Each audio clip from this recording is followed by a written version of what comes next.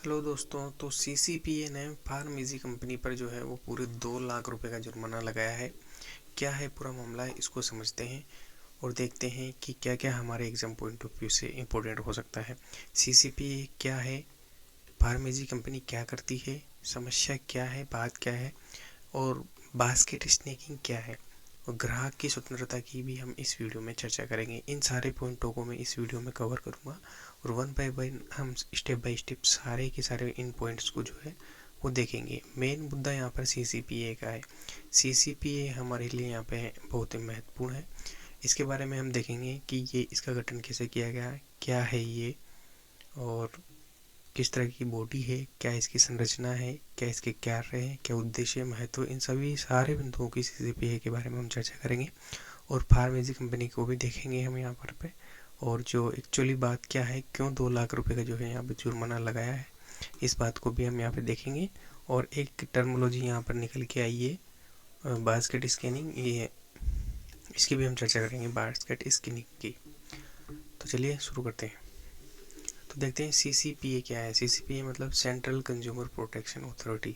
इसका जो गठन है दोस्तों, इसका जो गठन की अगर मैं बात करूँ, इसकी स्थापना की अगर मैं बात करूँ तो इसकी स्थापना CPA 2019 यानी कंज्यूमर प्रोटेक्शन एक्ट 2019 के तहत इसकी स्थापना की गई है। ये कंज्यूमर प्रोटेक्शन एक्ट कोई नया नहीं है। ये कंज्यूमर प्रोटेक्शन एक्ट जो है, कंज्यूमर प्रोटेक्शन एक्ट 1986 की जगह इसको प्रतिस्थापित करके कंज्यूमर प्रोटेक्शन एक्ट 2019 लाया गया था। तो CCPA कुछ नहीं, CPA से ही बना है, यानी कि एक लॉ के अधीन इसको बनाया गया है। कंज्यूमर प्रोटेक्शन एक्ट 2019 के तहत सेंट्रल कंज्यूमर प्रोटेक्शन अथॉरिटी को हम बनाया गया है।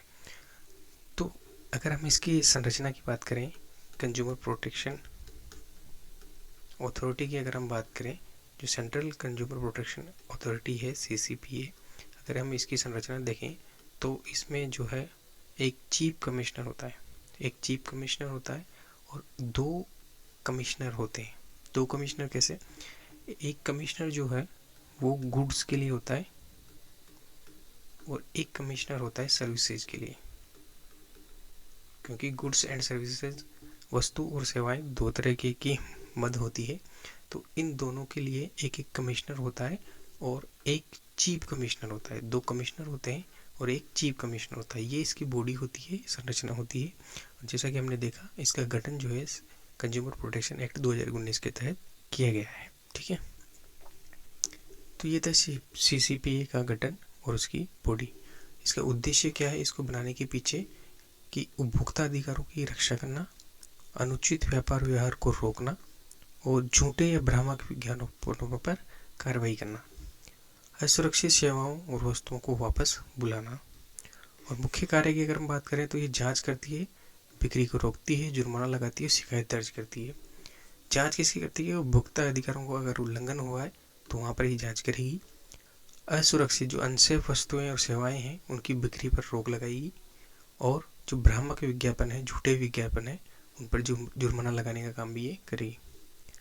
और साथ ही साथ शिकायत दर्ज करेगी। शिकायत दर्ज कहाँ करेगी, उपभोक्ता विवाद निवारण आयोग जो है वहाँ पर शिकायत दर्ज करने का काम भी इसी का है। तो इसके ये कुछ कार्य हैं, महत्वपूर्ण कार्य हैं। उद्देश्य हमने देख लिया, किस उद्देश्य से ये काम करती है और क्या कार्य करती है। और इसका महत्व की अगर बात करें तो वह हेतु अपने आप में समझ में आता है कि ये उपभोक्ता संरक्षण व्यवस्था को मजबूत कर रही है और साथ ही साथ तेज और प्रभावी संविधान उपलब्ध करा रही है और व्यवसाय और विज्ञापन दाताओं पर को जवाबदेही भी है बना रही है। ठीक है, उनकी जवाबदेही इसने सुनिश्चित की है। जवाबदेही किस तरह से सुनिश्चित कर रही है कि जो भी विज्ञापन है वो भ्रामक नहीं होने चाहिए। अगर भ्रामक हो गया तो उन पर जुर्माना लगाएगी, तो उनको रेगुलेट करने का काम कर रही है। व्यवसाय को देख रही है, किस तरीके से अगर आप अनुचित व्यवसाय व्यापार करते हैं तो उसको भी ये रोक रही है और उपभोक्ता संरक्षण के लिए तो काम कर ही रही है। ठीक है, तो ये थे इसके कुछ उद्देश्य, कार्य और महत्व। अब हम बात करते हैं कि फार्मेसी कंपनी क्या करती है। फार्मेसी कंपनी एक digital health care e pharmacy company है।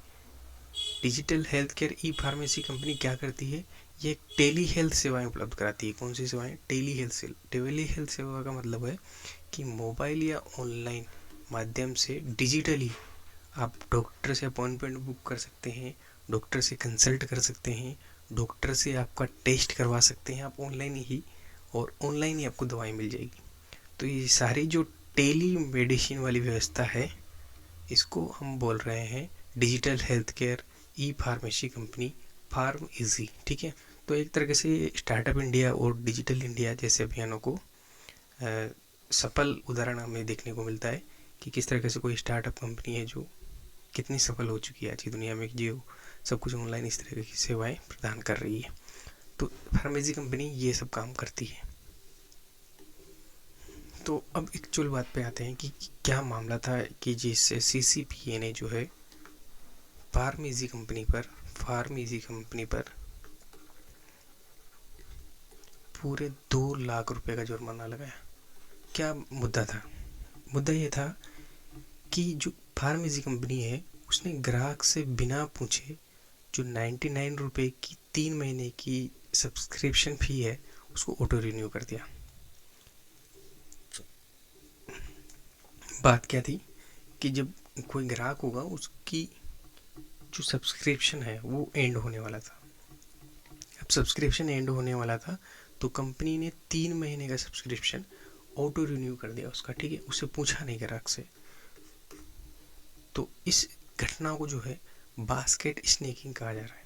मतलब इसमें होता है कि जब आपका चेकआउट का समय आता है, यानी कि जब आपकी सब्सक्रिप्शन की अवधि समाप्त हो जाती है, तब आपसे बिना पूछे कोई पेड सर्विस अपने आप आपके अकाउंट में जोड़ दी जाती है, तो उसे बास्केट स्नैकिंग कहते हैं। तो ऐसे ही यहाँ पर हुआ, फार्मेसी कंपनी की किसी मेंबर ने जो है वो सब्सक्रिप्शन ले रखा था 99 रुपये का, और 99 रुपये का सब्सक्रिप्शन 3 महीने के लिए था। अभी 3 महीने जैसे एंड हुए तो कंपनी ने क्या कर दिया, उसको ऑटो रिन्यू कर दिया।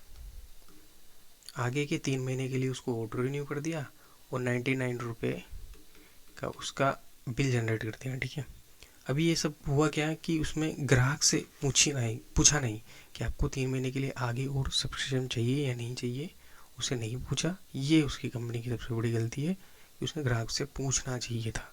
उसकी बास्केट में पहले से आपने पोत डाल दिया, तो इसे बास्केट स्नैकिंग कहा जा रहा है।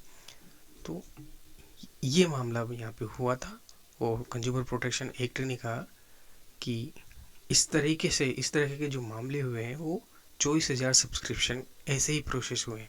मतलब 24,000 सब्सक्रिप्शन कंपनी ने ऑटो रिन्यू किए हैं बिना ग्राहकों की अनुमति के। यानी कि अगर 24,000 सब्सक्रिप्शन ऑटो रिन्यू हुए हैं और प्रत्येक रिन्यूअल 99 रुपये का है, तो इतने रुपए जो है का प्रोसेस कंपनी ने किया है। यानी कि लगभग ये अगर अपन बात करें पैसों में तो ये 23 लाख लगभग 76,000 रुपये जो बनते हैं, इतने पैसों का जो है ऑटो रिन्यू कर दिया है कंपनी ने बिना ग्राहकों से पूछे हुए। और सीसीपीए ने तो नाम मात्र 2 लाख का ही लगाया है जुर्माना, बाकी 23 लाख रुपए का मामला बैठता है। लेकिन सीसीपीए ने ये आदेश दे दिया है कि सभी ग्राहकों को रिफंड करना पड़ेगा आपको पैसा। अब रिफंड करती है नहीं करती वो अलग मैटर है, अपना काम का ये है नहीं कुछ। बात यही थी, समस्या यही थी यहाँ पर कि कंपनी ने जो है ग्राहक से पूछे बिना ऑटो रिन्यू सर्विस कर दी थी, उसको सब्सक्रिप्शन को ऑटो रिन्यू कर दिया था। और ऑटो रिन्यू 24,000 सब्सक्रिप्शन किए थे। ये अपने लिए मैटर नहीं करता क्या था क्या नहीं, मतलब बात ये थी।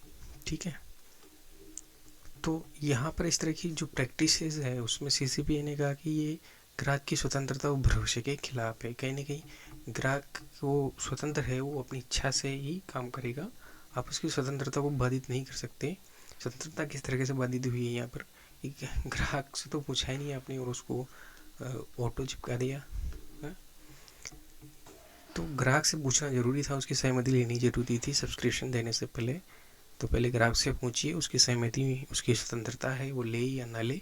आपने तो उसको सीधा चिपका दिया, तो कहीं ना कहीं उसकी स्वतंत्रता जो है वो कम हुई है। तो ग्राहक ने कहा कि ये उसकी ग्राहक की स्वतंत्रता के खिलाफ है और वो ग्राहक से आप पे भरोसा करते हैं, सब्सक्रिप्शन लेते हैं, तो इसका मतलब ये नहीं कि आप उन पर बिना पूछे वोट डालते हैं। तो इस तरह की प्रैक्टिस जो है वो CCPA ने गलत बताई है और उसके लिए बोला भी है कि आप उनका पैसा जो है वो रिफ़ंड कर दीजिए। तो देखते हैं रिफ़ंड होता है कि नहीं होता है। हमारे लिए यहाँ पे काम का था CCPA क्या है? CCPA एक सेंट्रल कंज्यूमर प्रोटेक्शन अथॉरिटी है जो CCPA 2019 के तहत इसका गठन किया गया। इसमें एक चीफ कमिश्नर होता है और 2 अन्य कमिश्नर होते हैं। एक कमिश्नर गुड्स के लिए होता है, एक सर्विसेज के लिए होता है। ठीक है, ये इम्पोर्टेंट था यहाँ पे। और एक जो टर्मिनोलॉजी यहाँ पे आई है वो एग्जाम में पूछी जा सकती है, जिसका नाम हमने देख लिया कि बास्केट स्नीकिंग। तो बास्केट स्नीकिंग को आप ध्यान रखिए, बास्केट स्नीकिंग। बाकी आपको ये वीडियो कैसी लगी कमेंट करके जरूर बताएं। Thank you.